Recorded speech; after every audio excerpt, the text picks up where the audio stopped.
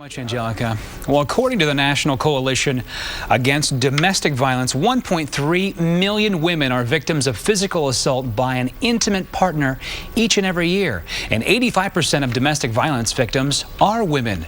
Joining us this afternoon to talk about domestic violence issues is motivational speaker and relationship expert, and author as well. You've got quite a resume here, Ilinda Reese. Thanks so much. Thank you, Gabe. You're also a survivor.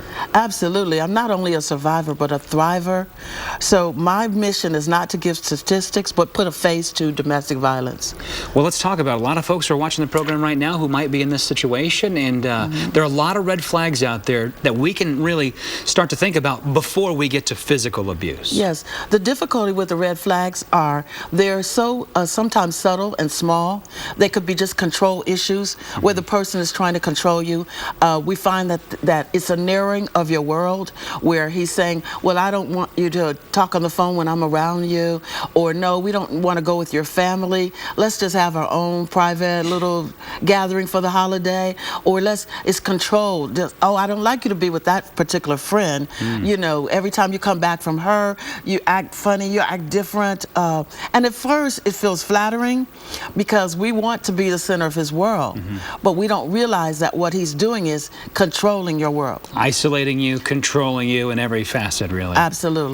A lot of myths, you know, perhaps the myth of, you know, if I stay in this relationship, things are going to get better. Yes. That's not the case. No. We as women, we're nurturers, and we have hope. If you've been in a relationship for a year, 2 years, 10 years, you're hoping that he's going to change, and we're listening to his words. His words are saying, I never want to hurt you. I'm not going to hurt you ever again. I promise you. And if I do, then you can leave. And so we're saying those things, and we're hearing those things, and we're hoping, well, there's possible change. He's going to change, and we believe in the change. But then when it doesn't happen and we leave, well, a woman leaves an average of 7 times before she actually gets tired of being in a situation where 7 times? 7 times is the average. Oh, what a tough life to be in. Yes. What about warning signs? A lot of friends and family members. You might have a sister who is perhaps going through something, and for the family and friends, what should they do when they see something? The challenge is knowing that person. It's real important to know that person because their countenance may change. Maybe they're not smiling as much, not as jovial, and all of those. So you see the signs, but the only thing you can do is to care and to be a friend and to every now and then talk to that person to try and intervene. Give them materials, give them my book, Till Death. Yeah. And so that someone can say, we've given you the information, now you're an adult, you have to make the decision.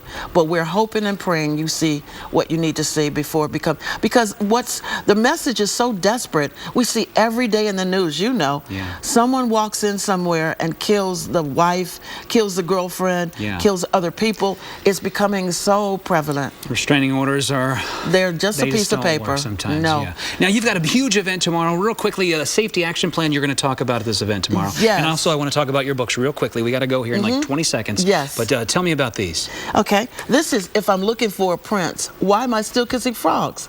So it helps you to evaluate a person when you meet them, so you're not getting substandard product from your dollar, you know? Gotcha. Change back from your dollar.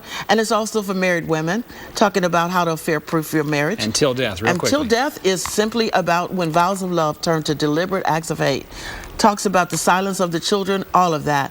And so you want to come out to the session because we're going to expand on all of the issues. Let's get into that. It is tomorrow. Don't miss it. You can come out and meet Ilinda Reese for yourself. The Domestic Violence Outreach event is tomorrow again at the Covenant Community Church at 3342 East 119th in Kinsman. It's 11 till 1 and it's free. Free. Really like that. Ilinda, it was so nice to meet you. Thank you, Gabe, for this opportunity. Well, it is time to recognize one of our fine